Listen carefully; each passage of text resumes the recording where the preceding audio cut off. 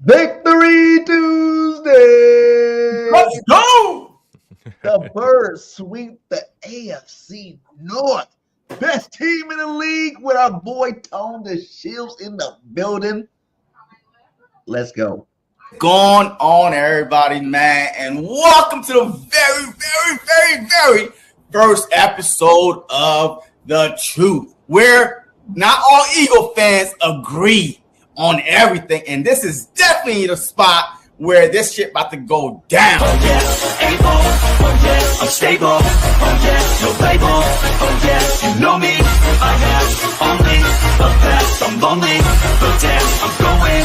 This is why we started this, because of you. We started this. I'm tired of listening to your fantasy that you living in right now. Always talking about everything no until proven otherwise. BS! I'll be number one, working hella hard until I get just what I want, yeah. Rises like the sun, yeah. Fatal like the You know what I mean? Hey, I was pretty close last year thinking we could have easily won those 3 games we lost. I gotta get through it, and the only thing I know is to love what I'm doing. Right? Did you not beat ourselves those 3 games? Look, we lost. Never listen to the We no's, lost. I just wanna keep We could win the moving. Super Yeah, Bowl, I but put we it lost. hard, it's hard, it's my only medicine. Yeah, everything I do, I'm just being genuine. Yeah, I'm sick of being screwed, feel my own adrenaline. Yeah, I do just what I do, and I hope you let me in, yeah.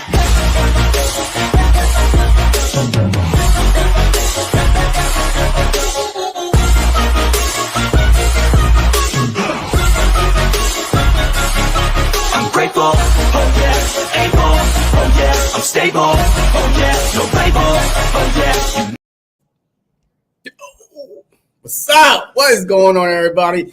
And welcome to episode of what? 1000 and what, BG? 1,255. That's what I'm talking about. Here we go now. And welcome to the Truth episode 50. Episode 51 of The Truth. Victory Tuesday, big win versus, matter of fact, state championship, folks. State The champ. Eagles done defeated the Pittsburgh Steelers in the PA State Championship, but we gonna get into that. Welcome our special guest, Tone DeShields, my brother from another mother. Man, I miss you, my guy. What is going on, man? I feel good, man. Feels good, first of all, to be back with the fellas. I'm grateful, man. I'm blessed. I can't complain not one bit. Some great football that we've been watching, and I'm just excited to talk about it. Yeah, yes, sir, guys. We are back. The Eagles are what? 10 games in a row, guys. We can't be stopped right now. You want us to pass? And what we do, we pass. You want us to run, we run. Whatever you want us to do, we do while the defense is locking your ass down. It feels good to be an Eagles fan, guys. Absolutely. Yeah, man. Hey, look, franchise, man. Not one, not two. I'm not going to go all the way to 10, but franchise set and win. 10 in a row, man. I've been an Eagles fan for a long time, and I've never seen 10 wins in a row. Nobody has ever seen 10 wins in a row. That's why it's franchise setting 10 wins in a row, man. I mean, like, this is a good time to be a Philadelphia Eagle fan. Not so much a Philly fan, but a Philadelphia Eagle fan because it's football season, folks. So get out your feelings about anything else and stick to the topic. It's football season. And look, we got a big one coming up. We win, we clinch. That's a big one coming up, but we definitely going to get into that. But come on, BG, man. Hey, let's talk about this Steelers game, man. Like, what do you got? Let's talk about it. Before we do, hey, shout out to everybody up in here, man. Salute to all you guys. Hit that like, hit that subscribe, man. Hey, this Steeler game is what everybody wanted to see. You know, everybody was clamoring for Jalen Hurts to throw the football. Everybody's talking about Jalen and AJ got beef. Even I thought they had a little bit of beef. I ain't gonna lie to you. You know, I was like, something's going on. I told you stop listening to that crap. I was like, something's going on off the field. Something could possibly still be going on off the field, but as long as they don't bring it to the football field, that's all that matters for me, baby, because we are on a pace to win some jewelry on our fingers, you know what I'm saying, this year. And as long as we keep it up, you know, I'm just happy that once again, Jalen Hurts can silence the doubters. You know, silence the critics. Oh, you don't think I can pass? You don't think I can read defense? You think this offense is slowed down because of me not passing the football? Like he said, he was watering the run game. They decided to water the damn passing game this week, and you see what happened when you water. Yeah, I couldn't agree with you guys more. I mean, the thing is, I feel like there's been this misconception about Jalen Hurts' play, throughout this winning streak. And I feel like people are trying to find unique ways or find their own way of trying to undercut what he's been doing. And the reality is this Philadelphia Eagles team has been dominated by the offensive line, been dominated by the running game, and Jalen Hurts, truthfully, hasn't been asked to do as much as he's been used to been doing in the past, in particular in 2023. We talked about it offline. In 2023, Jalen Hurts really had to carry this team, right? No defense, had to come back from double-digit deficits in multiple games. We've seen it. We argued about it. We debated about it, and things went how it went. But this year, it's been a little different. Saquon Barkley has been a generational talent. He's a generational player, and he's given us generational results, right? He's broken records, so on and so forth. And when you have a hot hand like that, when you have a guy like that on your team, you have to continue to feed that. Like, you can't ignore something like that because you want to be selfish or whatever it may be, right? And that's not a shot at anybody in particular. I'm just saying that this team so far has proven that their running game is so dominant that they can not only beat teams, but they can also dominate those teams and win by a large margin, right? And Jalen Hurts, in my humble opinion, he's been extremely efficient throughout the process. Now, did he have his best game against the Carolina Panthers? No, not at all. And I talked about that. I feel like it was one of his worst performances of the season. Did he have a spectacular game against the Ravens? Not necessarily, but I feel like he did enough to win that game. And also, you were on the road. That's a tough Ravens team. So you knew it wasn't going to be the cleanest game. But the Panthers one is what stood out to a lot of people because people felt like that's a team you should really slice and dice. And, the reality is he didn't do so. And he left a lot of food on the table. And I'm not going to sugarcoat it. He did not play up to par. And he got called out, not only by the media, but, a lot of people felt like his teammate called him out, and A.J. Brown. And, the funny thing about it is A.J. Brown, when they asked him a question, he gave them a one-word answer, and that was passing. So you can interpret that however you so choose, right? He left it up for interpretation. Some people will say, well, there's only one person that passed the ball. He got to be talking about Jalen Hurts. Another person may say, well, it must be Kellen Moore because the route concepts were kind of bland in that game, right? You can point the finger in many directions, but the one thing we do know on that field, the one thing that's factual and concrete that can't be debated is that Jalen Hurts refused to let the ball go. And in that Panthers game, I kind of likened it to a boxer who's in the ring, and the opponent is not really doing much to win the fight. And you have everything at your disposal. You're just not letting your hands go. I've seen so many fights where I've seen so many boxing matches where I'm saying to myself, yo, just let your hands go. He's not doing anything to beat you. Just let your hands go, and you'll win this easily.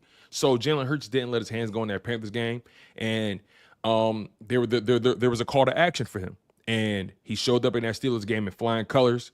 He was spectacular in that Panthers game, easily by far his best passing game of the year as far as efficiency, as far as on third down, as far as his decisiveness, as far as his clock, the footwork, his pocket presence. I mean, top to bottom, he was just flawless. 25 for 32, completed over 70% of his passes, 290 passing yards, 2 passing touchdowns, gave you a lot on the ground, a 125.3 passer rating. Jalen Hurts was phenomenal in that game. So that's what you want to see, especially at this point in the season as you gear up for the playoffs. And on top of that, Saquon didn't even have his best game.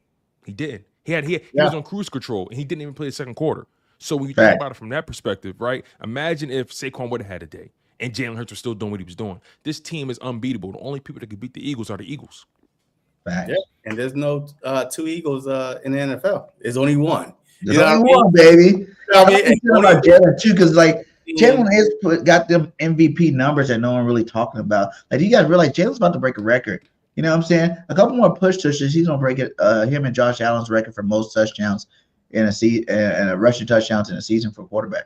Look at it right now. Right now, Jay is leading everybody, running backs, quarterbacks, no matter what. He's leading everybody in rushing touchdowns right now. He's going to break his own record. You know that, he's going to break his own record, because we got 3 games. Like, he's going to do a push touchdown at least once a game. It feels like you at least get one of those once a game. So, Jalen's still putting up big numbers. Right now, they say that the Eagles are the #1 team on the power ranking for, in NFL.com. We're over the Bills, the Chiefs, the Lions, and then there's the Minnesota, baby. So, hey, everybody's starting to give us a recognition that we need. Jalen is that bull, the leader, the captain of the ship, and I'm just so proud of him. He gets an A+ for me, man. I know we didn't do no grades or what. I just want to say he gets one. It's funny, JC. Like, think about how much is required to exercise the level of restraint he's had to exercise throughout this Saquon Barkley run, right? And I think with Saquon Barkley doing what he's been doing, I feel like Jalen Hurts naturally started to become more conservative in his decision making. He started taking less risk with the football. And I think that's what people saw in that Panthers game. You saw him being very hesitant, very reluctant. It wasn't as if the Panthers were doing something extravagant. It just seemed like it seemed as if he wasn't trusting what he was seeing. It seemed as if he was just trying to not turn the ball over. Because here's the thing. They have access to all the same numbers we have access to. He's very aware that when the Eagles don't turn the ball over, they win the football game. He's very aware of that. So that's something that's always going to be in the back of your mind. When you know you got a team this dominant and all you got to do is just not turn the ball over, that kind of can weigh on you a little bit. And I think he kind of adopted that conservative mindset a little bit too much. And I think the Steelers game, he had to remind people, yo, I can throw this rock. You know what I'm saying? Like, don't get it don't get it twisted. I can throw the ball. And the fact that that's ever been a real question that can he throw the ball is mind-boggling to me, right? Now, I would never say Jalen Hurts is, my whole thing with Jalen Hurts is like, I don't think Jalen Hurts is the most talented thrower of the football. I don't. But Jalen Hurts, he does so many other things well. His intangibles are so unique, and he's such a diligent worker. And he's extremely accurate with the football. He's elusive. He can make things happen outside the pocket. I mean, he can break your back in so many different ways. I mean, I love everything about Jalen Hurts' game. If he can just continue to keep that pocket awareness and that pocket presence exactly as we saw in that Steelers game, right? What stood out to me was his time to throw. Typically, it hangs around, I think on the season, let me make sure I got this right here. On the season, his average time to throw is 2.7 seconds. That's average time in seconds between the ball being snapped and throwing the ball or pressure. So his average time to throw has been 2.7 seconds. And sometimes we've seen him hold the ball for longer than 3 seconds, right? So in that Steelers game, what stood out to me was on the key drives, like the better half of that game, most of that game, he got rid of that ball in under 2.5 seconds.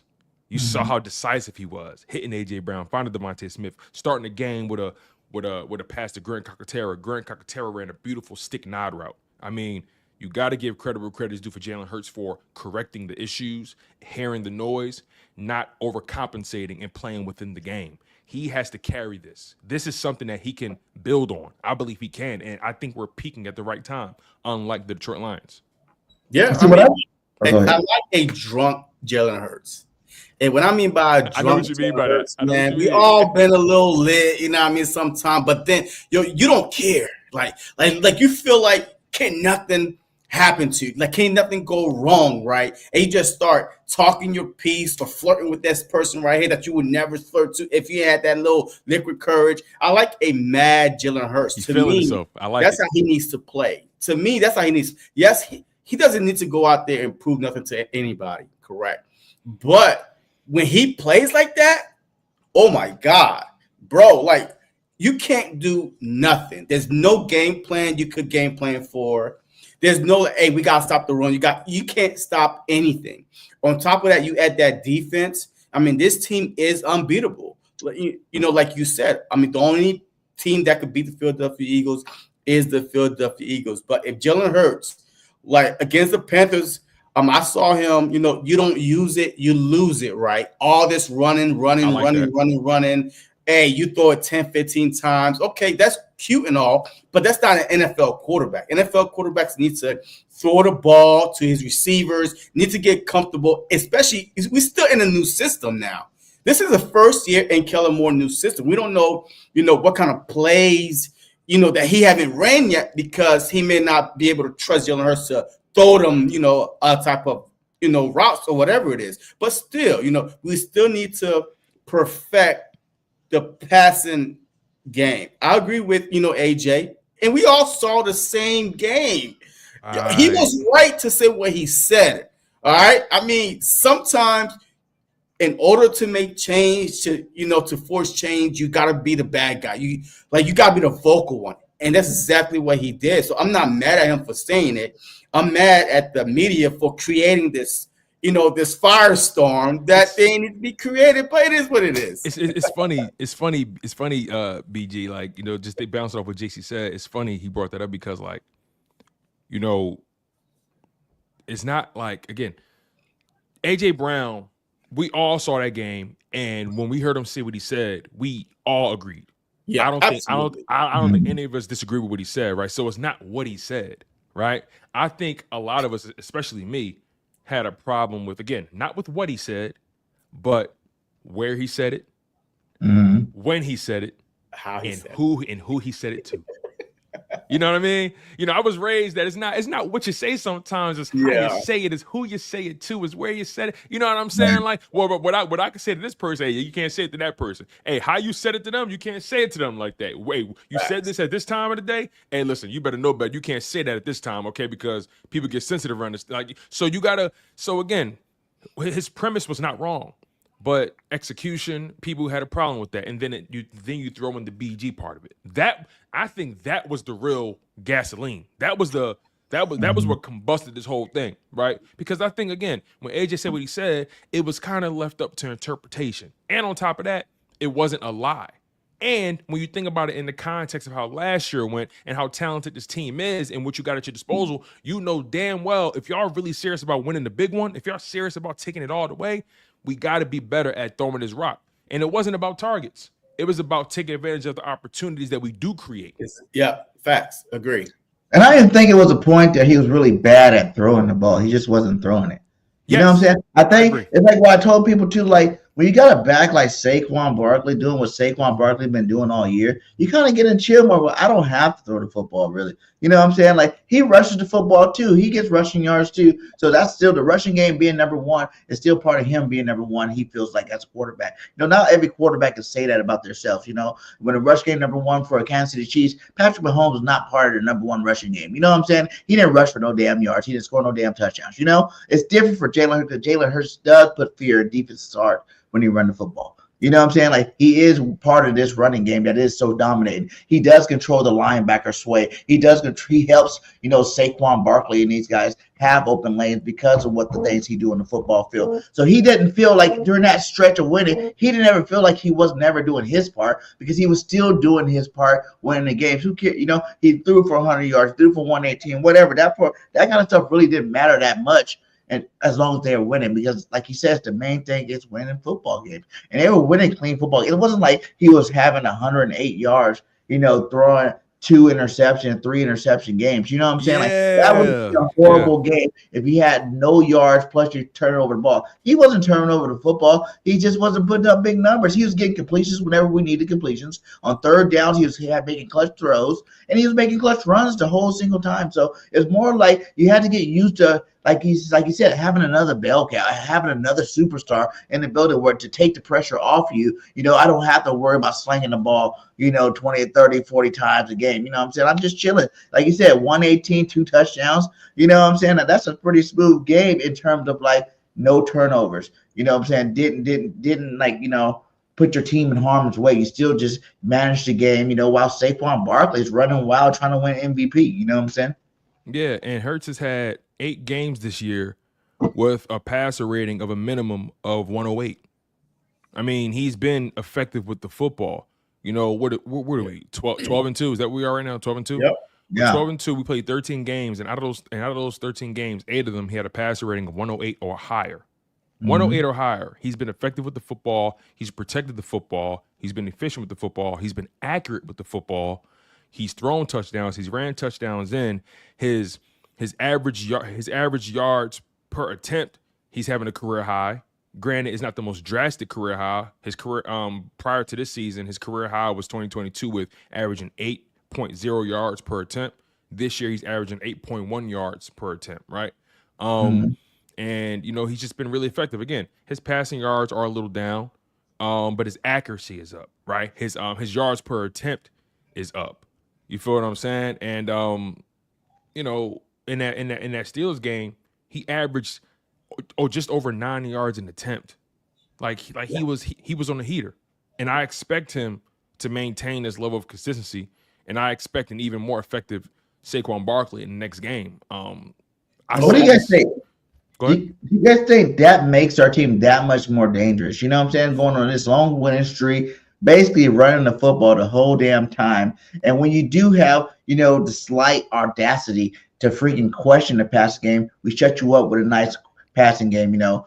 And it's like now you're like, whoa, these birds, when they want to, they really can pass the football. That should put another level of freaking fear in teams' hearts, knowing that if you try to question us, we will throw the ball on if you want us to really do that. But we like running the clock out and running, you know, run up the score and winning the football game. So. And JC, to his point, right? What makes it so much dope, which makes it so much better about doing what they did, it's who they did it against. Yeah. That Pittsburgh Steelers defense is phenomenal. Yeah.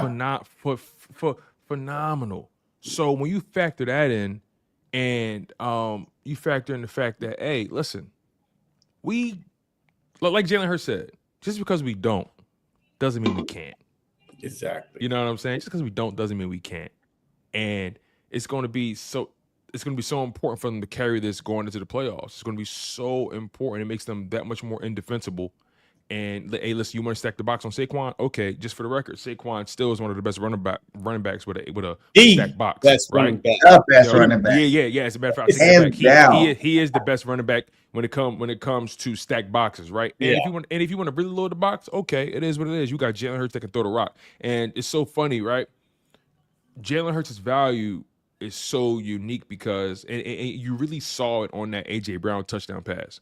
You know, they only ran one route for that touchdown pass. Everybody else is pretty much blocking. One wide receiver went out. Right, exactly. Everybody else is pretty much blocking. But if you peep, it was an RPO. He faked it to Saquon Barkley. And if you notice the safeties, just notice how when as soon as Jalen Hurts hiked that ball and he faked like he was handing to Saquon, just notice how they just gradually got sucked in.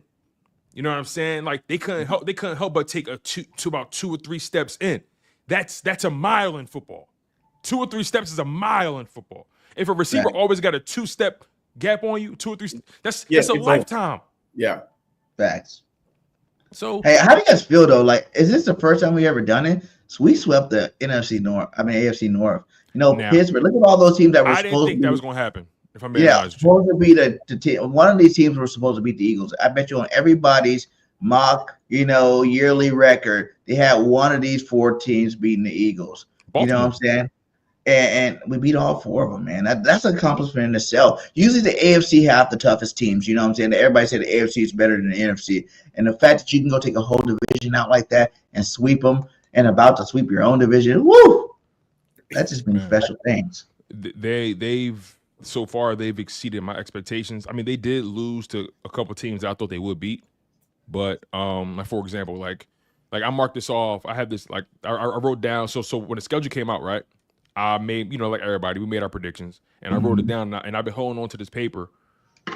This paper is dated May 16th, 2024. And I had us beating Green Bay, had us beating Atlanta. Obviously, we lost. Had us beating New Orleans, had us beating Tampa Bay. Obviously, we lost. Then we had the bye week. I had us beating Cleveland, had us beating the Giants, had us losing to Cincinnati. We won that game. Had us beating Jacksonville, had us losing to Dallas. Obviously, Dak wasn't playing, and so on and so forth, but I had us losing to Dallas. We won that game. Had us beating Washington and beating the Rams. We won those games. Had us losing to Baltimore. We won that game. Had us beating Carolina. We won that game. Had us beating Pittsburgh. Now, this upcoming Washington game, I have it written as a loss, but I don't feel that way anymore at all. I don't feel that way anymore. This is before I knew what this team was going to be. At worst, I had this team going 11-6 before we knew what we knew. At worst, I had us going 11-6. At best, I had us going 13-4. I'm telling you, bro, we might go 15-2. We might go 15-2. Yeah, I've been saying that. Obviously, I settled down at 14-3, but I'm saying we need to go 15-2 now. It's not even like these 3 games are winnable games. These 3 games are games we should dominate in. You know what I'm saying? After beating the lights, but then that kind of scares me because what happened was it last year when we beat the good teams? We went on that big stretch of beating all the good teams we weren't supposed to beat. And then we kind of gave up a couple, and that started the whole downward spiral. Not kind of bring none of that back up, but we got to go 15-2. You know what I'm saying? We have to sweep our division to show, that we are the best team in football. Right now, last year we had, the worst defense in the NFL.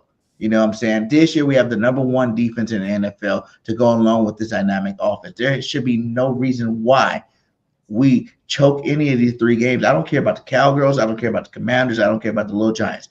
All these fools can get the smoke. You know what I'm saying? There should be not a week in the next 3 weeks where we're even worried about a damn loss unless it's the Giants game and we sit our backups. But even then, they're playing with backups to backups. You know what I'm saying? Like Daniel Jones was horrible enough. Now you got these third string quarterback in. You know what I'm saying? Like you got like all this crappy stuff that even our backups should go win that football game.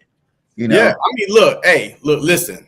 Like after beating Baltimore, Rams, Pittsburgh, none of these teams that we about to face are on their level. But JC, so that was supposed to be the test. They were supposed to be the test, right? Yeah, supposed to be the test. Yeah, like the biggest one was supposed to be this past Sunday, right? I mean, according to Get Up. So what I'm saying is this: if the Philadelphia Eagles are focused, these dogs are focused, which this team is different from last year's team. I feel like the young guys that we have on this team, with the things that happened last year combined, that they're not going to lose focus at all, no matter who we play.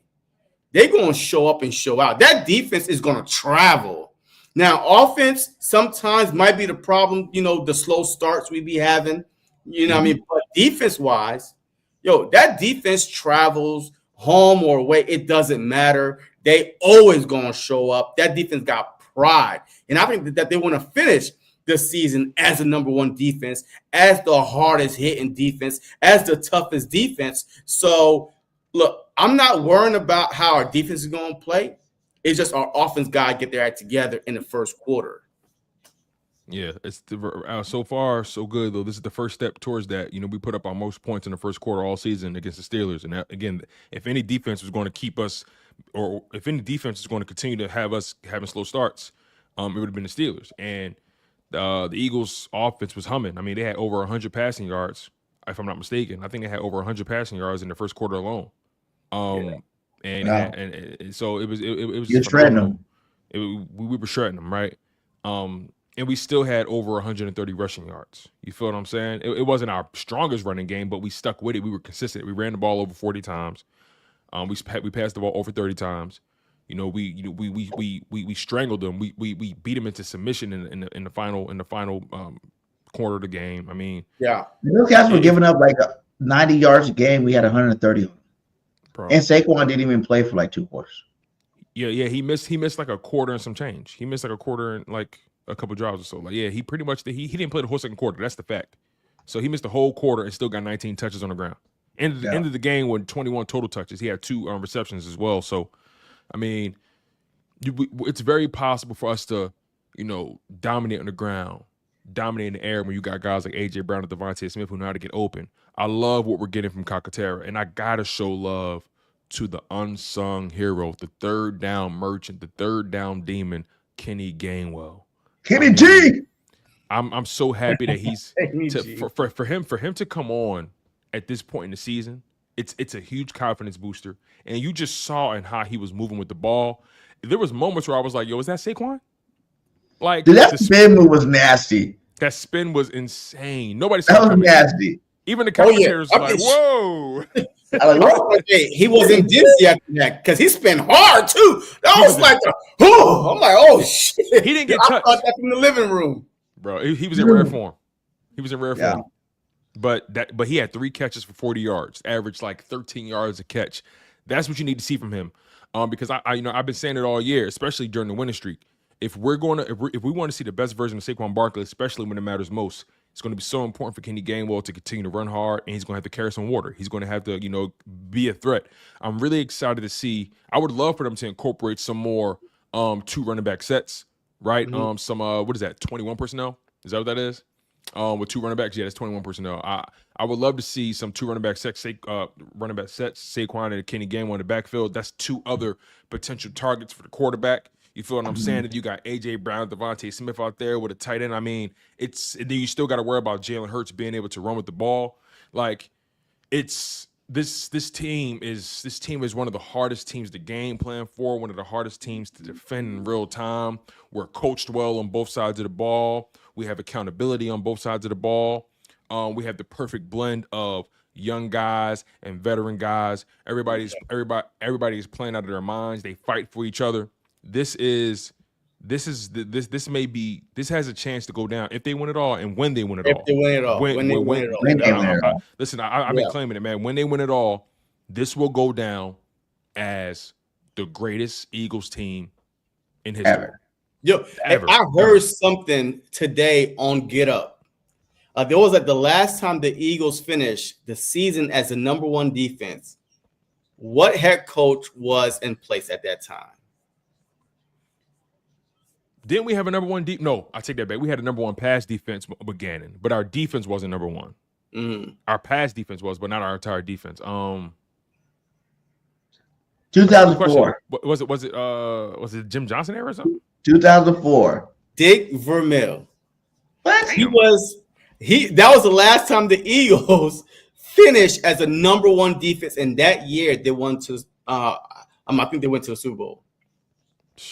So that was the year. So I mean, it's been a long time since we finished as a #1 defense. I thought that was fascinating because I'm like, wait, Jim Johnson was a lot. I mean, shoot, it had to be Andy Reid, not a #1 defense. So this is how special this group is. Like, this haven't happened in over 40 years. You know what I mean? So it's a long time. So I'm definitely, man. Yep, 1980. So hey, we definitely need to embrace this moment, but don't take no team for granted. Finish strong, man. It's not how you start, it's how you finish. You know what I mean? Last year we started strong and we finished bad. So this year we started kind of slow, and now we're starting to hit our peak at the right time. Like, we slowly beating great teams that are going to be in the playoffs that we already proved that we could beat. And now we should have the most confidence in this team out of all teams. The Eagles should be the most confident team because no team played and beat Pittsburgh, Rams, and Ravens. And Green Bay. Don't forget and about Green them. Bay. We beat the Commanders. I mean, we beat 5 playoff teams. And also, to your point about, not sleeping on anybody, I think we got that out the way with that Panthers game. That Panthers game was the perfect wake-up call. That's why, with the way this passing game is coming alive, I think BG was talking about it earlier in reference to the Panthers game. I'm looking at this as a whole new streak, a whole new winning streak. You know what I mean? This is we've been dominating. We got a 9-game winning streak from the running the ball and doing our thing with that, right? I look at this as a whole new exploration, a whole new evolution of the Philadelphia Eagles offense, right? This is the part of the Eagles offense that people continue to underestimate, and they're going to continue to underestimate it. They're going to continue to do so. But I'm okay with that because at the end of the day, you're still going to die. A dead body is a dead body no matter how it died. You feel what I'm saying? It don't matter how you want it. You feel me? So I look at this as a whole new streak. I look at this as a whole new season, like a whole new version of this Philadelphia Eagles team that I can't wait to see how they perform against Washington next week. Like I've been saying every week, man. I think I felt like the Steelers were running up against a buzzsaw. I felt like they were running up against a very angry, a highly motivated Eagles team. And I think the Washington Commanders are running up against a highly motivated Eagles team. I'm telling you, man. Yeah, and they're fighting for their lives too. But like you said, I don't really even feel like I get what you're saying with the whole streak thing and like the new streak of the passing era. I just feel like they did it for that game, to be honest with you.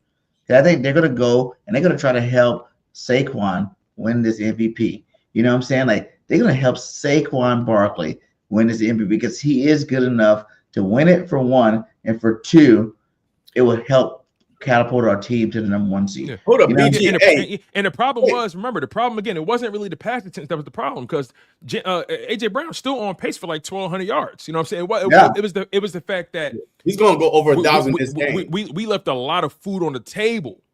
AJ Brown, whole perspective was, listen, I don't care about. Listen, every week you saw AJ Brown and Devontae Smith saying, hey, that's Superman, feed Superman, talking about Saquon, right? So they know that this is a run-first team at the end of the day, but they also felt like, hey, our passing game should be way better than what it is in terms of the opportunities we're taking and not taking. And Jalen Hurts was leaving a lot of food on the table. Let's just call that what it is. I think this game, with the confidence booster that everybody felt, seeing how it went against that defense, I'm telling you, I feel like we're going to see a laser-focused Jalen Hurts. Laser-focused. Hold on, BG. Real quick. Hey, I do agree with Tone that even though we beat the Panthers, it felt like a loss. It felt like so much was wrong with winning, right? Felt like a because reset. it was ugly, a whole bunch of questions, and then the whole drama. Like I feel like I want the media to start crap. Sure, I even want us to start crap against ourselves, so we could go back out every game and play the way we did. This Pittsburgh Steelers team, not a lot of people has done this to them. Like not. I can recall the last time no one somebody has done that to them. To the Pittsburgh Steelers team this season, and No we one went out and did that to them, dominate them, because we was playing on a different mindset, like us against them, the whole drama that's going on. Let's go out and improve it. So I mean, I do think that this is a new winning streak for us. You know what I mean? The past is in the past. The Panthers game was like a loss. Seriously, I never felt so miserable after a win in my life. After the Panthers game, because it was so much like, wait, did we win or did we lose? You couldn't tell by on Twitter. I mean, you could have sworn that we lost the game. You know, all the, the news and all that stuff. You could have sworn that we lost the game. And then now we went back to Pittsburgh, and then we got this win in Pittsburgh.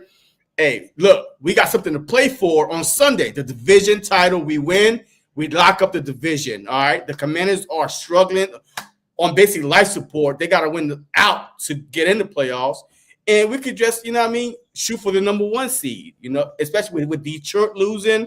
Come on now. Everything is on the table for us to seize the moment, seize the opportunity. We held them to their worst offensive output, I think, in over a decade or something like that. Yeah.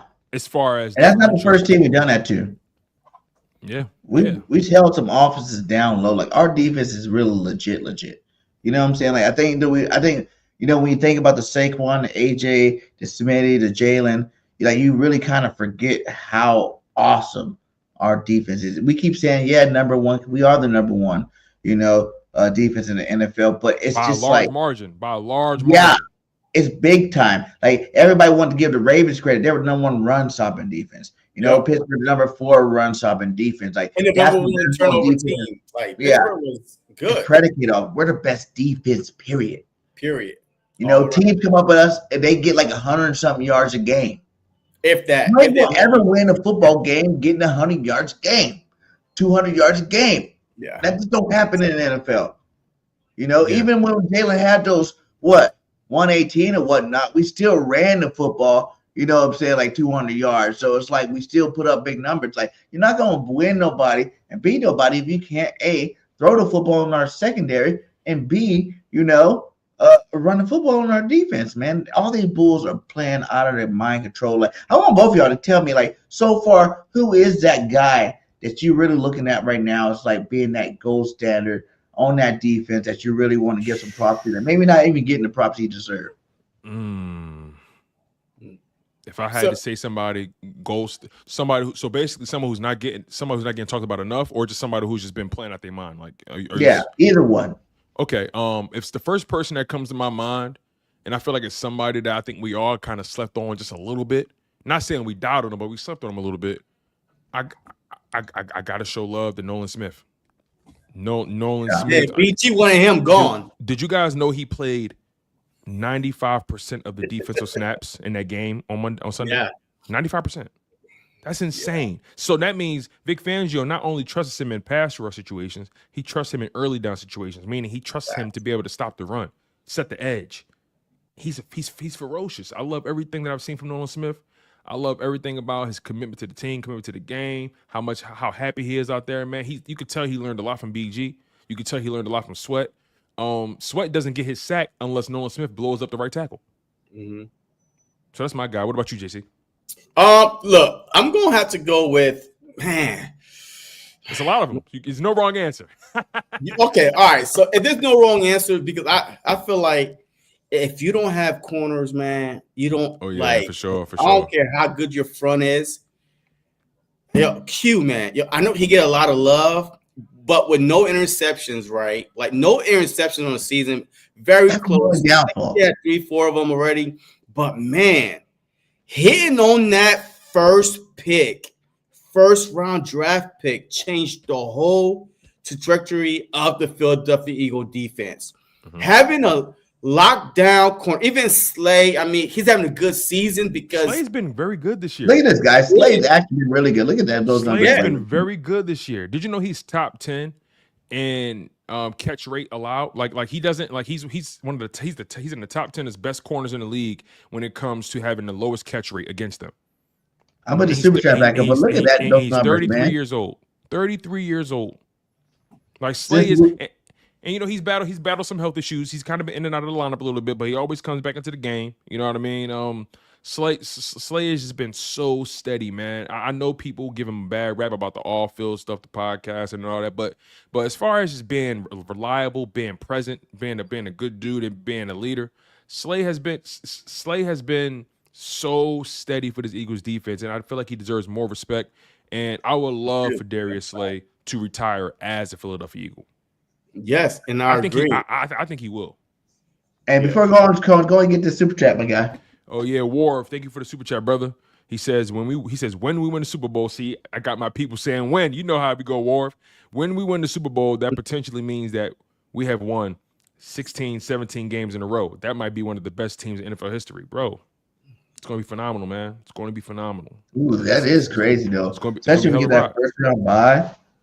It's going to be a hell of a ride, man. That'd be easy, man. Like I kept saying, like this team, like if I had to say a guy for me, you know, it's a guy that I wanted, and I didn't say off the team, but I didn't think he should get the start and nod. Like I was still a Jordan Davis homer. I still wanted Jordan Davis to be the guy to get the sacks. And hey, Jordan Davis playing good football. He's playing phenomenal football.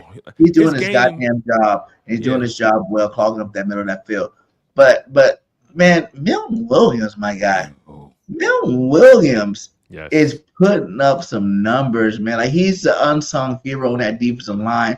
You know, he's not only like doing good in terms of number one, he's putting the pressure on quarterbacks. He got 5 sacks. Like he's starting with Jalen Carter, and even Jalen Carter's giving this guy love, saying that, you know, hey, Milk Dog's out there pushing it. You know what I'm saying? Like they got little battles and one-on-one things going on to see who's going to get to the quarterback first out there. And like for real, like that guy right there was very underestimated because I didn't even think he was going to be this good this year.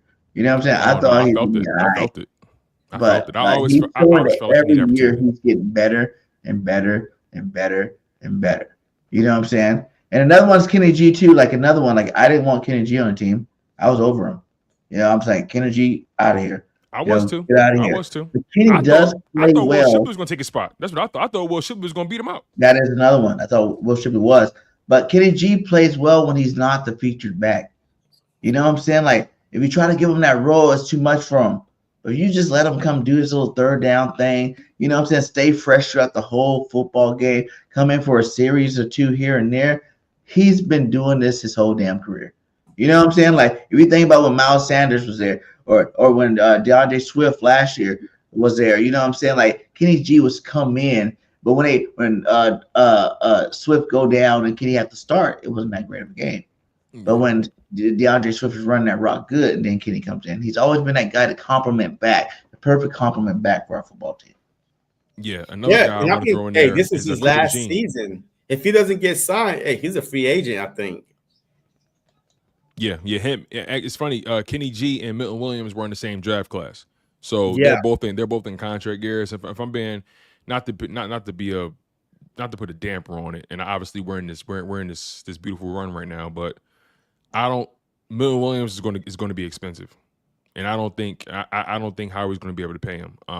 You know, D tackles are getting wide receiver money now, so I don't see why Milton Williams won't be able to go on the open market and really just whack him. But Howie does really good at making sure he doesn't get enough snaps to get the payday. It don't matter. Them sacks is there. It don't matter. Them sacks there. You know, like he's not getting that one team to believe in you. Hey, all it matters is that one team to believe that you are better than what you are.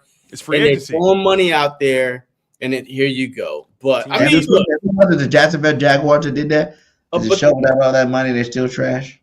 But see, the good thing is with the Philadelphia Eagles is we don't need one position where we like really got to reach for. You know, a Sweat, you know what I mean? Hey, this is last season, But we do have draft picks. Yeah, we have first round, second round, third round. And you can find you a good edge rusher in the first, second. I mean, we don't need a certain position where we're like, we have to address this, reach for it. And we just have to wait. Because we already got slave replacement if he doesn't re-sign back with if they choose to go the other route. But I think we are in pretty good shape. We got our safeties, you know what I mean? So it'll be edge, defensive tackle, stuff like that. So it's not that one position where, oh my God, we need this game changer right then and there. So I mean, we are in good shape. You know what I mean? But that's for the off-season talk. Right. But right now, I was in love with Levante David guy. I was a Levante David guy too, my guy. Yeah, I guess me too, man. But it's like, are we really wrong? Because what the really happened? You know what I'm saying? Like, you guys talking about Devin White. All the way up until he got hurt. You guys talking about Devin White, not Levante David. You talking about Devin White? Yeah. Devin White. Devin White. Yeah, that was weird. But hey, thank God we made the right decision, man. Because N'Kobe and Bond look phenomenal.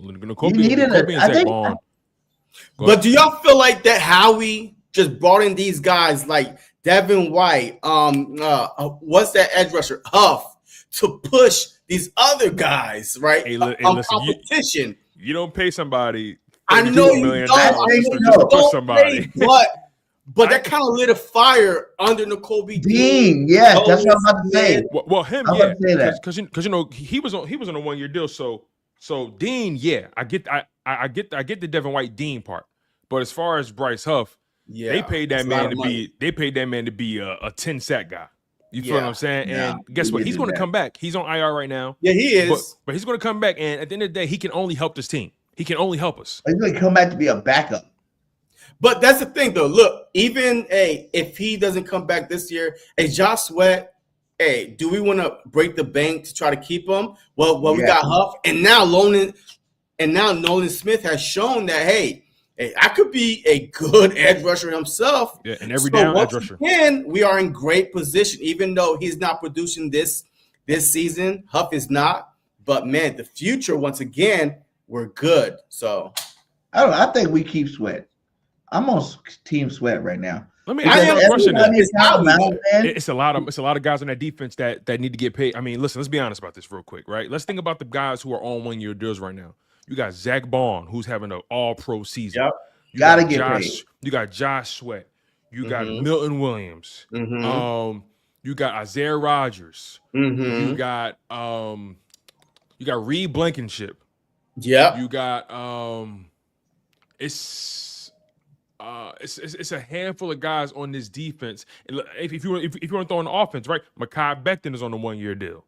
You feel what I'm saying? Like there are guys on this roster that are really Kenny Gainwell is on his last year. There's guys on this team that are showing a lot of value, and we're not paying them all. Now the question is, if y'all can, but you only really said 3 cats that's guaranteed need to get paid. You know Beckham, Bond, and who? Sweat or Rodgers? I feel like Bond got to get paid. You got to pay Bond. Yeah, really, because Rodgers can be replaced. We have quarter Keely Ringo still there too. Rodgers can be replaced. Yeah, you know what I'm saying? Like he's not even starting now. Ringo. You got Ringo as a rookie. You got Keely Ringo back there. You know who else? You got the rookie that with Shipley that should do something by next year, hopefully. Gainwell, okay. So Gainwell could be replaced. You already said it yourself, Tone. Milton Williams is going to cost a lot of money. You're not going to sell out that much cash to Milton Williams. I'm going to be honest with you. I think Milton Williams is gone. He could be replaced. You got Moro Jomo, who's played good this year. Moro Jomo's been phenomenal. That's why we drafted him, to potentially replace Milton if we can't pay him. Those are the 3. Jalen, I love him. Yeah. Jalen Hunt's actually playing really good now. Yeah, he is. I think we're good. You know what I mean? I think we're good. We probably just get some more depth, you know what I mean? Free agency, the draft. But I mean, when you think about that, you only really need those 3 guys. Becton has to come back. You know what I'm saying? We have to have him back. Even if we got Steen. Hold on. Here's the thing. I'm glad you said it, JC. Here's the thing, right? Here's the thing. This is why as much as I love Becton, I love him on this team. That may be interesting because they have Tyler Steen, and he's on a rookie deal, and they may look at it from the perspective of we got Jeff Stoutland who could turn anybody into a demon. So Becton, but he was there before. Becton got there. He was supposed to be the starter this year. And Becton beat him out. And so I think well, technically Steen got Becton hurt. was a first-round draft pick that was supposed to be great. And now you switch the position, put him on a team with a great offensive lineman coach, and he's great. So why would you? To your point, we got to think about it from the perspective of how they build the team, right? The Eagles always focus on the trenches first, and based off that logic, they're going to prioritize Becton. Probably they're probably going to prioritize Milton Williams, Sweat. You know what I mean? Kenny Gainwell honestly is the last on the list because he's a running back. Yeah, he's the last on the list. Definitely last. You don't even know. Like we could get like a Miles Sanders next year, and let him be Saquon back. I wouldn't mind seeing that. Yo, I'm cool. I seen Shipley. I seen Shipley touch the ball 3 times, and I saw him get a touchdown 1 time, and he got called back. They called you know what I mean? So I don't know what we have in Shipley, but the time I see him touch the ball, that dude is running through dudes. Like he is a beast. Yeah, so I would not even try to worry about it bringing no other running back, you know what I mean? Unless you're a third string. But Shipley could definitely, him and Barkley would be a perfect combination because he could do it all too. Like Barkley, Shipley could catch, he could run. I mean, he could do it all. So yeah. But Barkley's just the man by himself in general. Like he's a 3-down back. I know, but this is the NFL, man. You need. No, I get what you're saying too, but I'm just saying like a lot of running backs can play well behind Barkley. You know what I'm saying? It's not the running back can play well behind this Eagles offensive line. It's not the Swift. What you talking about? Every running back we had career years. Bob Sanders, freaking Swift. No. We're not going to do that because we've had great offensive line before. And yes, all these guys like Booby and Swift had career years, but they're not like Barkley. Like Barkley's different. No. Those guys were fucking good running backs. This is a league best of the best running backs. We went to the Super Bowl with Sanders. What are you trying to? We went to the Super Bowl with Sanders. No, but I understand what I understand what BG saying, but I think what we're talking about, BG, is the fact that not Saquon is going to be Saquon behind a top 10 offensive line, right? We have the best offensive line, right? But what we're talking about is Kenny G. As much as we love him, behind this offensive line, he's considered replaceable. Yeah. Saquon Barkley is generational, and he makes this all like seeing Saquon Barkley is a human. He's a walking knockout punch. I'm talking Mike Tyson, Deontay Wilder type shit. Like he is a one hitter quitter. Like. He could run for 4 yards, 6 yards, 10 yards, 4 yards, 3 yards. All of a sudden, bink, 50, bink, 70. Gone. Like what? He's a freak, and he still made an impact on the game while he was banged up. Yeah, he still made an impact on the game while he was banged up, and still runs hard. I mean, dog, we're in good shape for the now and for the future, but the now is so much more important, and it's going to be so important to capitalize on these guys you got right now, because if you win it all, the price is going up regardless, but if you win it all, the price is going to be astronomical. Do we have the best offensive line the Eagles ever had? Because a lot of people before the season was like, we can't get that good without Kelsey, right? Everybody was kind of questioning the offensive line. We knew we were going to be good, but not great. But I've heard someone, I think it was on the facility or whatever, they're talking about like, we have the best Eagles offensive line ever this year. Not only are they great with the pass blocking, they're great with the run blocking, both together. Like they're high at level. Usually they're great at one and good at the other, but this year they're great at both. It's hard for me to say this is the best Eagles offensive line ever without mentioning it, without Jason Kelsey being on it. You know what I'm saying? It's hard for me to say it without him being on it.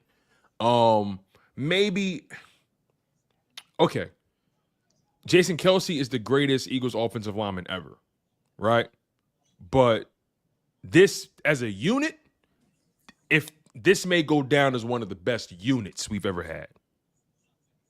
Not individuals, right? Because I wouldn't call Becton one of the best offensive linemen in Eagles history. I wouldn't say Cam Jurgens is that either, even though Cam Jurgens has been a top 10 guy. I think Brandon Brooks is better than Mekhi Becton. Remember Brandon Brooks? Let's not sleep on Brandon Brooks, man. Brandon Brooks was that man. He was that man.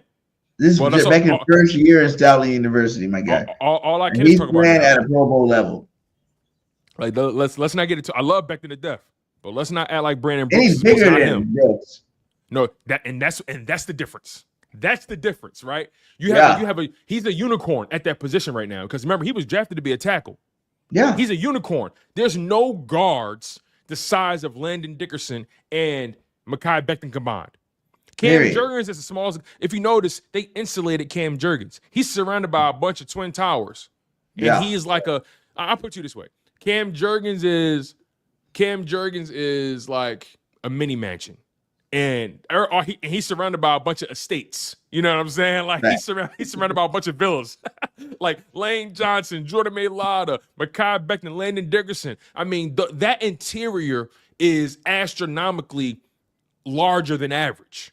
So it makes it so much more difficult for guys to win at the line of scrimmage against us. We wear guys down. We lean on guys so much. And like Melly J said, Becton's potential is crazy because of the skills he brings from the right tackle spot and the size. And he's motivated too, by the way. He's been losing so long, battling injuries so long. He is so motivated. Big Ticket has been talking about it all year. He's never had this much fun playing football. About it. He loves he loves it here. I'm pretty sure Big Ticket would take. I'm pretty sure if the Eagles offered him whatever deal, he'll take it. Yeah, I think the way he's been throwing these guys around, like he's dominating linemen and linebackers. Like he's tossing these guys like they're little kids. You know what I'm saying? Like little kids. Like what we seen from Landon Dickerson that we thought would made him so great. Like Becton was tossing him a little bit more. More oftenly. It seems like every game you got a clip or two where Becton's like tossing some guy 5 yards down the field, and like he's just doing his thing. Like they look mean. They look mean. Those men, they grown ass men.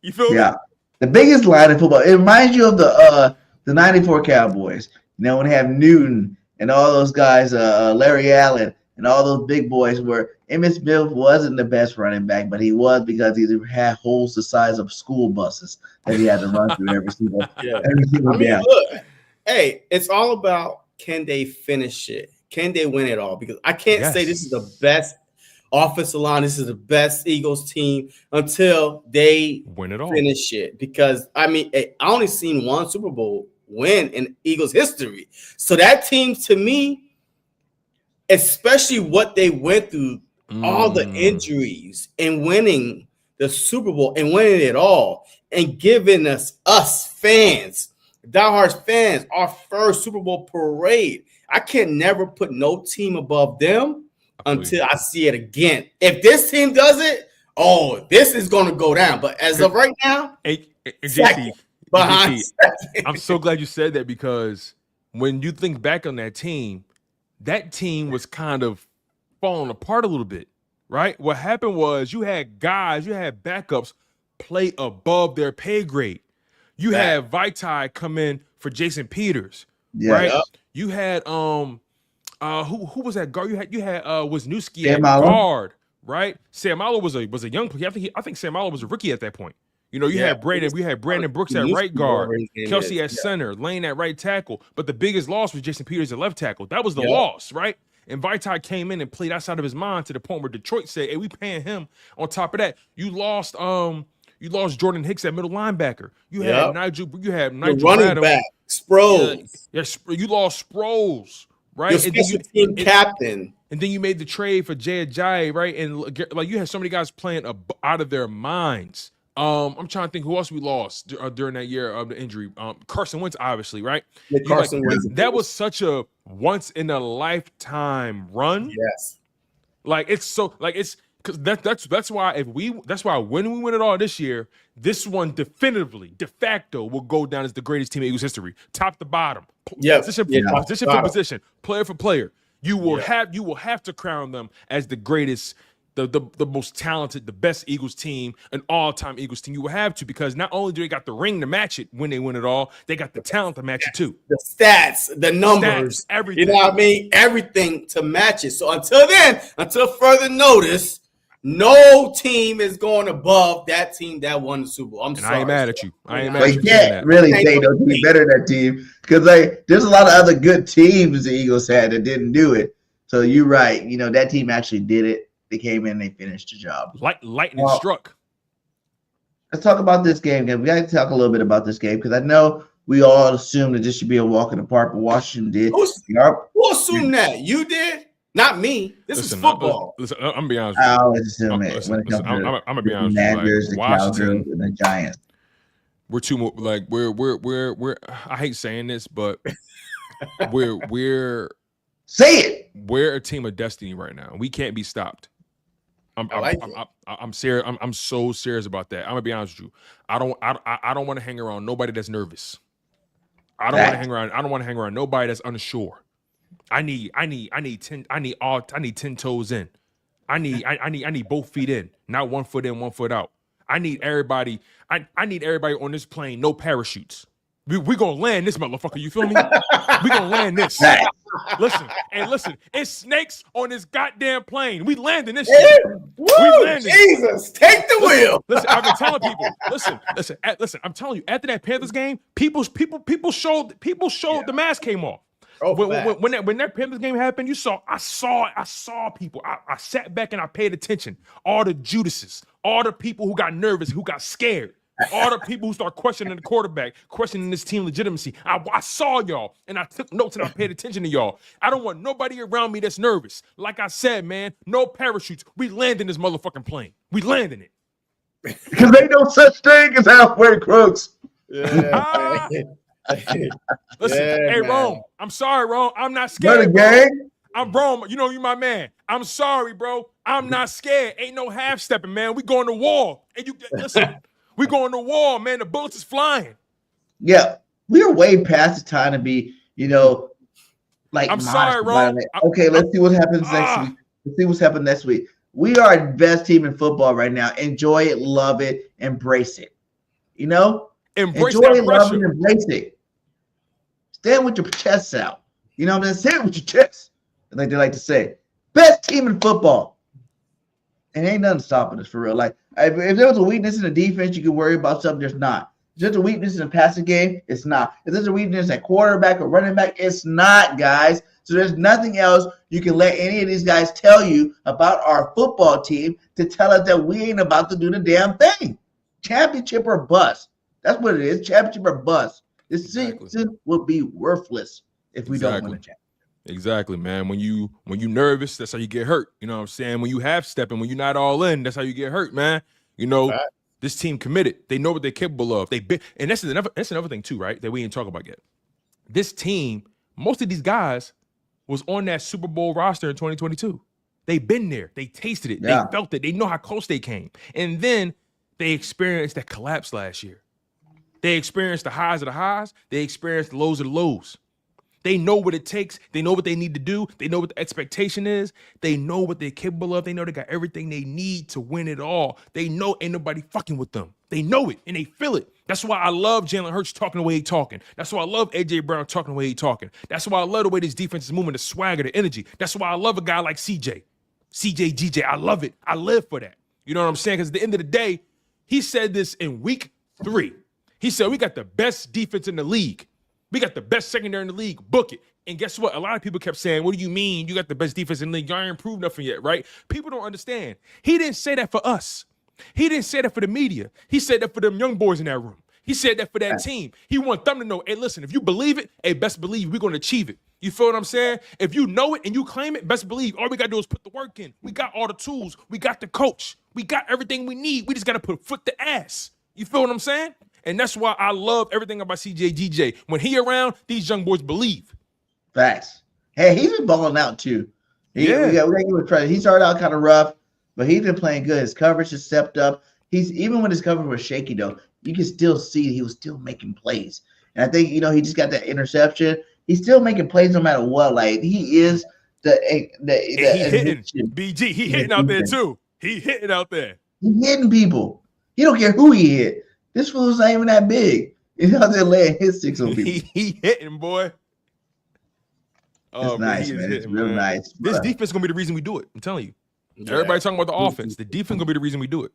Yeah, defense won championships, man. And I believe, man, we had got one stop on defense in 2022. We would have had 2.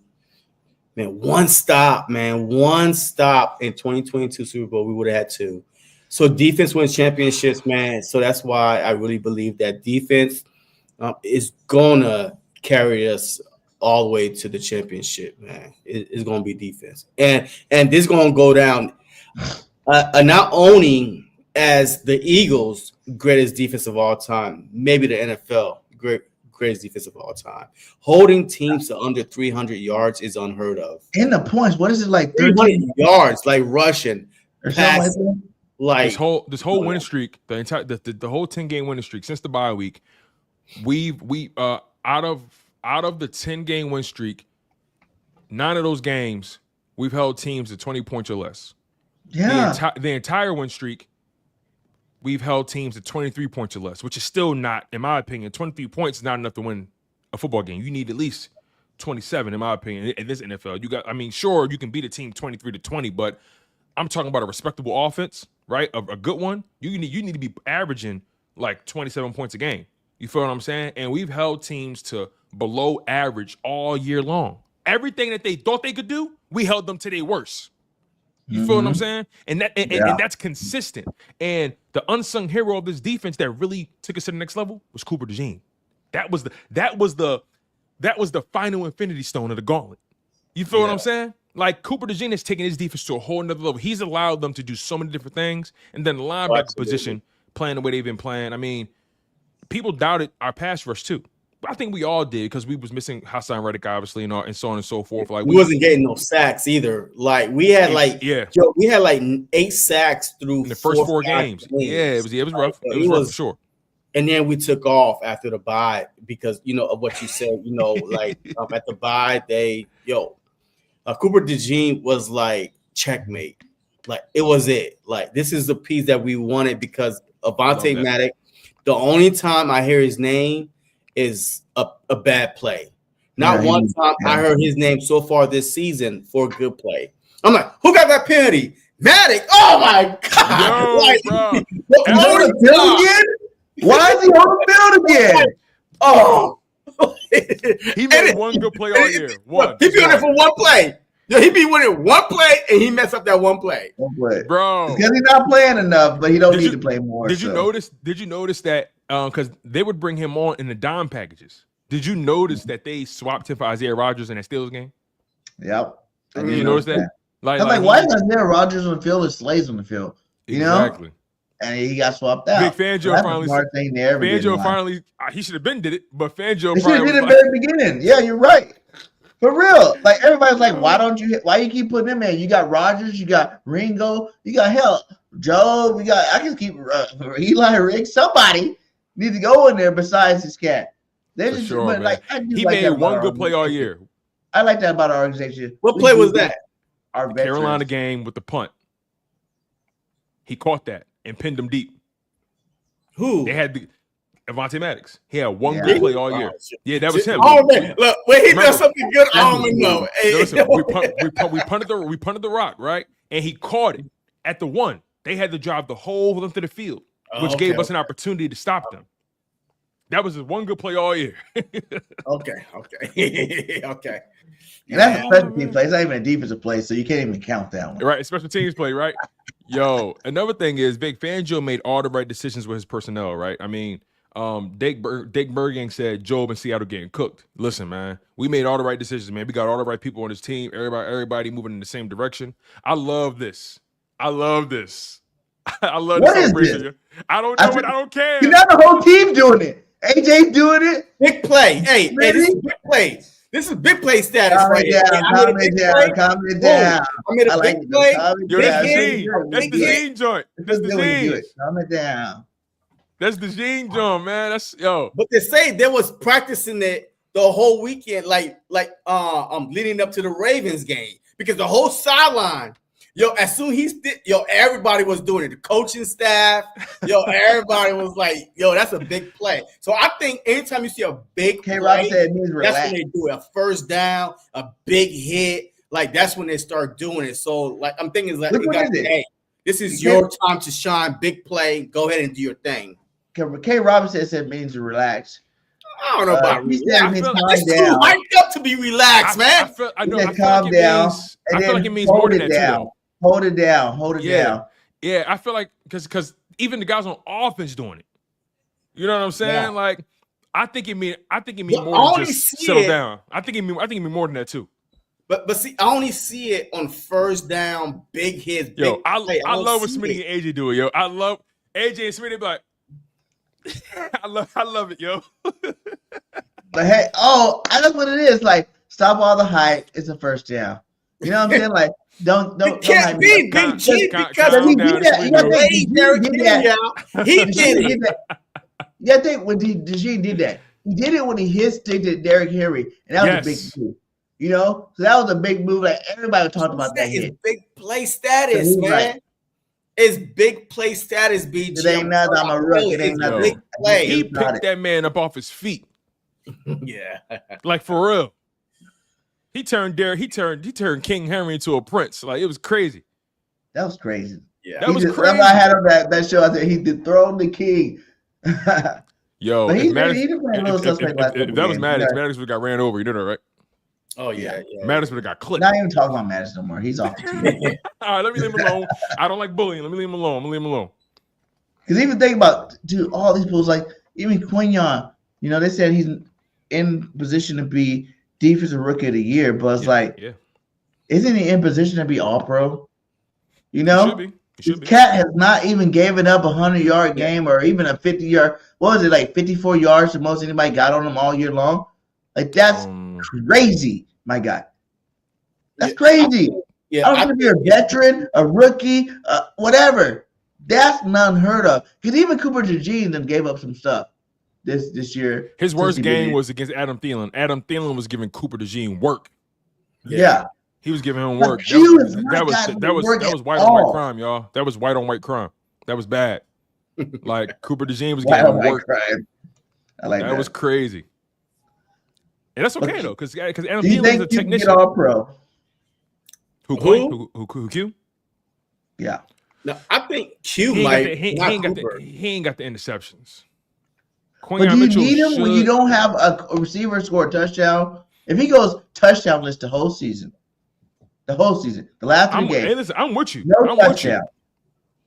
Like I get it. It would look prettier with the interceptions, and I get it. Most times you need those interceptions, but some of those times those guys with the big interceptions gave up touchdowns and 100-yard games too. Yeah, but that's not how the NFL not works. giving up Look at like DeRon 50 Bland. yards. Look at DeRon Bland last season, right? He gave up a lot of yards when he get burnt all the time, but he set the NFL, most sixes, right? return, and he was all pro. So I mean, interception does matter though. Yeah, he needed at I least said it normally would matter, but how do you discredit the fact that no one's?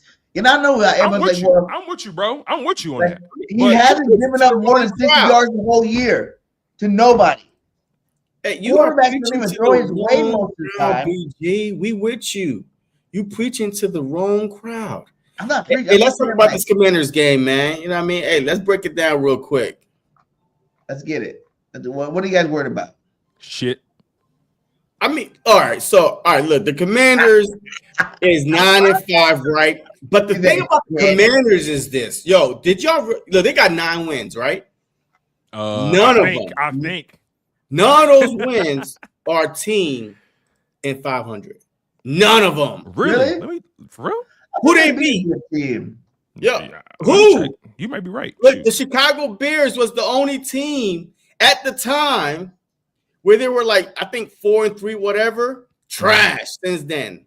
Like, they haven't beat not one team. No, you're right. You're right. 500. Not one. You're right. 9 games they won. All teams not even in playoffs. Not even close. Who they just beat last week? Huh? Who they just beat this last week? Tennessee. The Saints. And then Tennessee. Oh, I'm sorry, the Saints. My bad. The Saints. You're right. Sorry. Like, so they're 9 wins. So when they go against team in the playoffs, 500, they lose. They lost to the Eagles. They lost to the Steelers. They lost to the Ravens. They just got Lattimore the last Cowboys because it's a divisional game. And they lost to who else? Tampa Bay. Yeah, Tampa Bay skull drugged them the first week, but you know what I mean? But should they skull drug us? But you know what I mean? So all the teams that they lost to, besides Cowboys, our team that are 500 are fighting for playoffs, right? Or are in playoffs. So all their wins is bad teams. So, but divisional games, once again, no matter, just throw the records out for divisional games. Yeah. You play them so much, twice a year, in and out, but whatever. They seem to rise up for divisional games. 0-16, it doesn't matter. 16-0, it doesn't matter. They rise up, team rise up for divisional opponents, especially the Commanders ended some streaks, y'all. They ended our undefeated streak at 8-0, I believe. At home, by the way, at our house in Philly. I was there. Bergen was on his neck. Bergen was there on his neck. I was drunk as hell. Well, listen, they had their chance, JC. JC, they missed their chance. They missed their chance, JC. They missed their chance, though. Oh, absolutely. They missed their chance. They were on fire when we beat them. They missed their chance. Now we've transcended to another level. We transcended. You know what I mean? Cardinals. All right, my bad. Cardinals. I don't trust the Cardinals at all. No.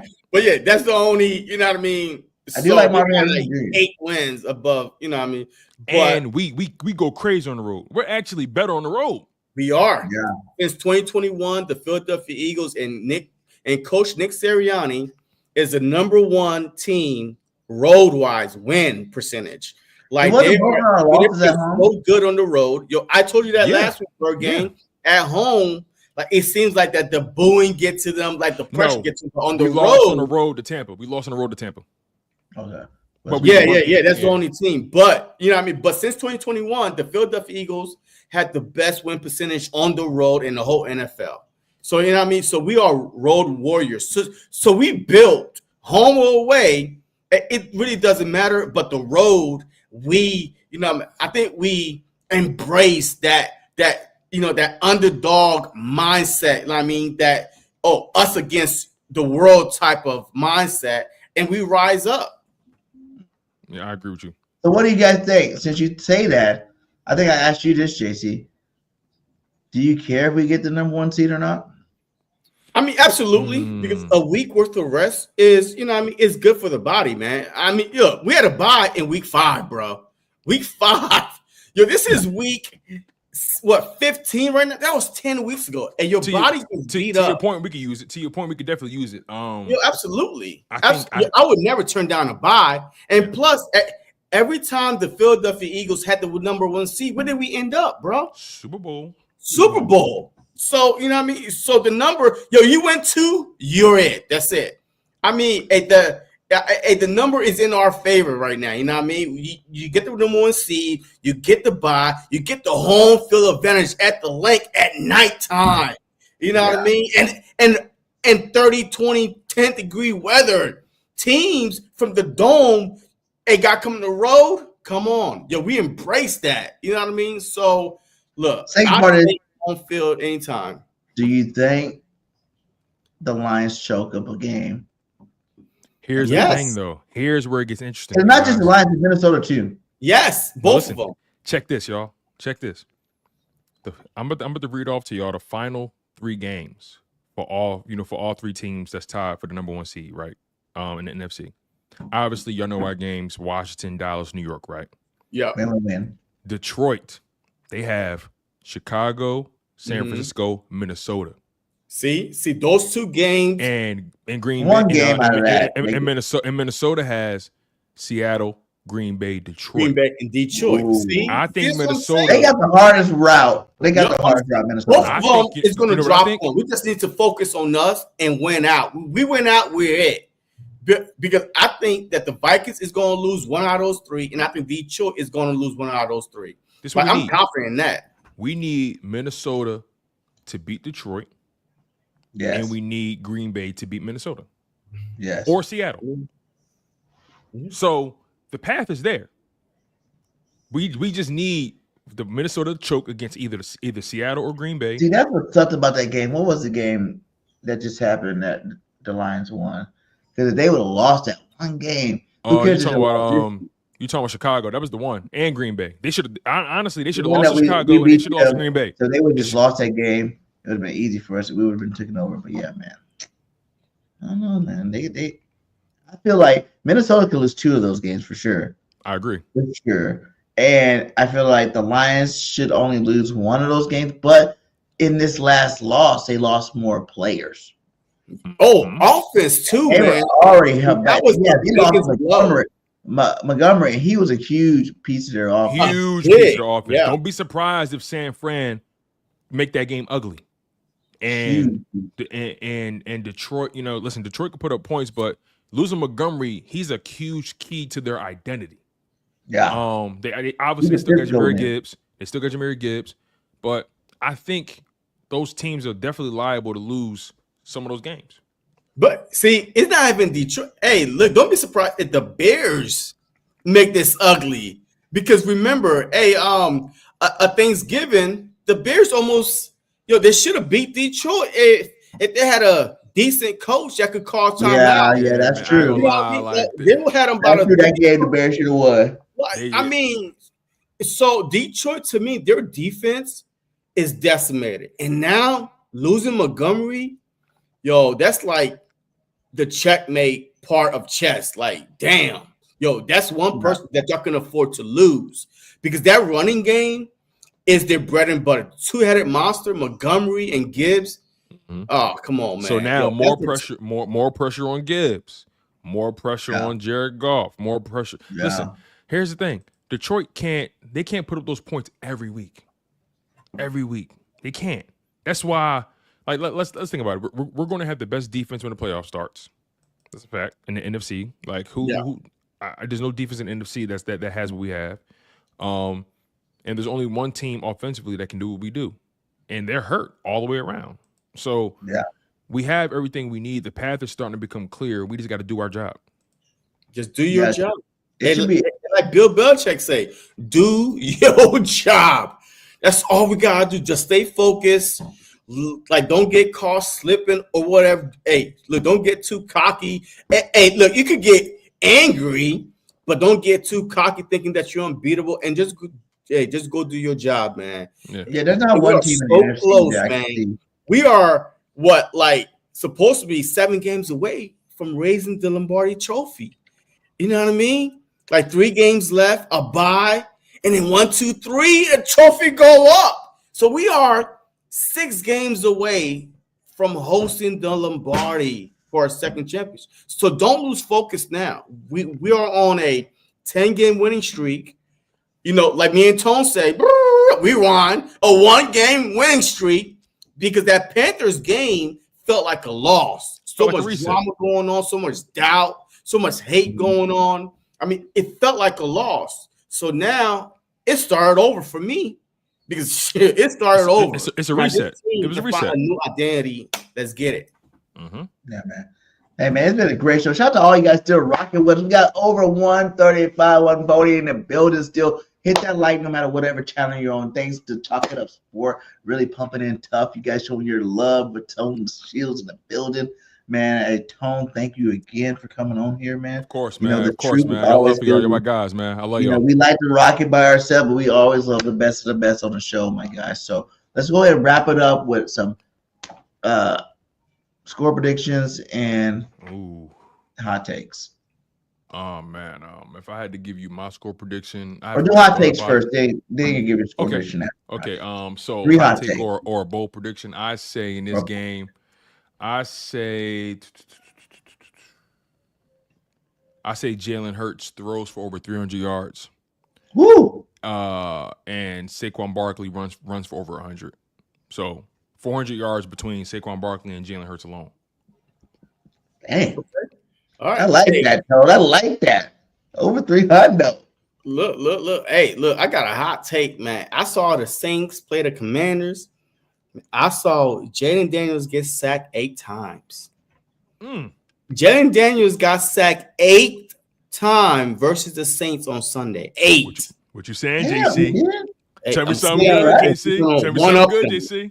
Hey, we're going to one-up them. We're going to get 9 on Jalen Daniels, man. Yeah. Hey, put them fingers up. Hey, put them toes up.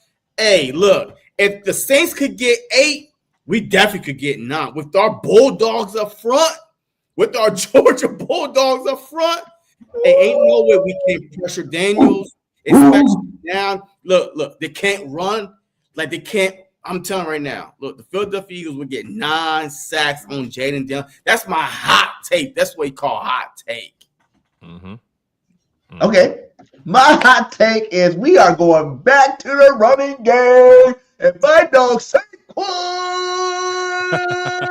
Barkley is going to rush for 250 on me. You know what I'm saying? 250. And he going to say, I need a record. I'm going to go out there and get it. He's going to rush for 250. And Jalen still have like a 20-yard game. Very efficient. You know, might get a touchdown here, a touchdown there. But it's going to be a total domination for one is basically what I'm saying. It's going to be Saquon again for 252 touchdowns. You know, Jalen Hurts going for 200, 2 touchdowns. AJ and Smitty, whatever, combined for 152 touchdowns. Whatever. You know what I'm saying? But it's going to be a Saquon Barkley show again. It's going to get back to the running game. Because I really feel like, fuck what they talking about. We're about to have a guy do something that's never been done before in history. You know what I'm saying? In history of Philadelphia, we ain't never had a number 1 overall record-breaking running back, and we getting him in his first goddamn year. So let him get the goddamn, record. We got this man for 2 more seasons.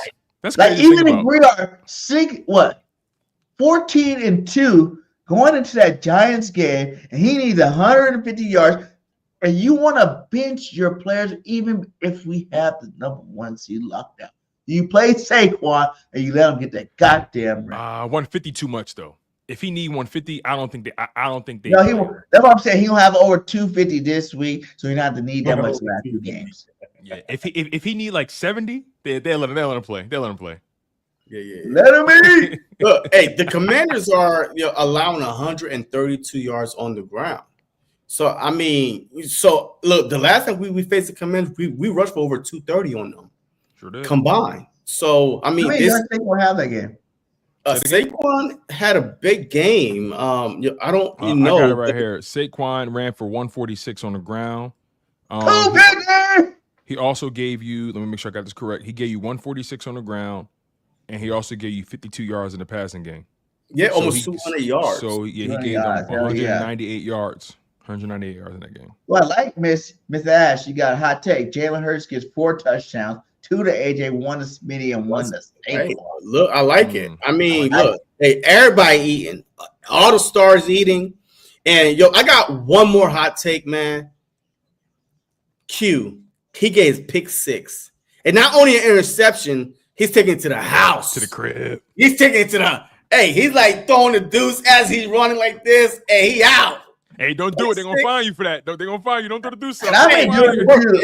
I pay his fine. Well, sure, I don't know about that, but you know what I mean. They're gonna throw the penalty flag for that deuce. I understand that too. Every week I've had to have that hot take too. That Q gonna get a pick because I hope he gets at least 1. All you need is 1, my guy. Like I feel like if you just got that 1, the defensive rookie of the year will be locked up. You will get a Pro Bowl now for sure. But that 1, just to say you got to pick. If his first interception is a pick 6, without an interception, he getting rookie of the year. If his first INT is a pick 6, he getting rookie of the year, without a doubt. A pick 6 count for like 2 INTs, 3 INTs in my book. Like you took the ball and you scored. That's like 3 INTs in 1 for real. Yeah, that's all he needs. Yeah, I agree. So what was the score predictions, guys, before we get out of here? Oof. Man, oh man. I normally wait a little bit, but I'm gonna give you a rough one. I'll say Eagles win 33-17. 33-17. I like that one. That was pretty close. I was gonna say 35-17. And people don't realize, the last time we played the Commanders, man, Jake Elliott missed 7 points. 7 points. He's gonna miss 2 freaking. To your point, we should have beat them if we had those 7 points. We should have beat them 33-18. Yeah, 33-18. And that close if we didn't start, playing back just like we did Baltimore, right? You know what I mean? Mm-hmm. We went up and then and we was up by double, double digits, and then we kind of laid back and stuff like that. But look, I see this score being, man, at home, motivated, wrap up the division. Don't play with them. Don't play with them. You know what I mean? Wrap up the division. Plant that flag in the middle of that W for a win for the for the Philadelphia Eagles. I see this score being 35-14, man. Philadelphia Eagles. 35-14, 33-17. Well, I guess I'll be ridiculous with it. You know, because those sound so good, and I don't want to be right next to them. I'm going to say, since my boy Saquon's doing so much, 100-10. Go ahead. We about to win 42-7. Birds, big squeeze, game over the third. We running out that clock, my guy. Let's go. But hey, salute to you, Tone, man. Much love to you. Thanks for coming on the show, my guy. We definitely got to get you back over here, especially once the playoffs get around here, my guy. Salute to all the Chocolate Up Sport, because they were rocking with us all night. Salute to all the Bird Gang Nation. Salute to the JC Sports Talks fans. Salute to Twitter, Facebook, wherever you're from, wherever you're at, hit that like. Go circle around to all of our platforms. Hit that like, hit that subscribe if you're not already subscribed, because all of us like to bring that pain when it comes to the Philadelphia Eagles, my guys. So, hey, final words is, hey, no matter what, I ain't got no words. I ain't got no words. I ain't got no words. These last 3 Don't quit your day job. I ain't got no It's all good. Let's go. Go Birds. Let's go. Flag was fly. Ain't no half stepping. Yes, sir. Going on, everybody, man, and welcome to the very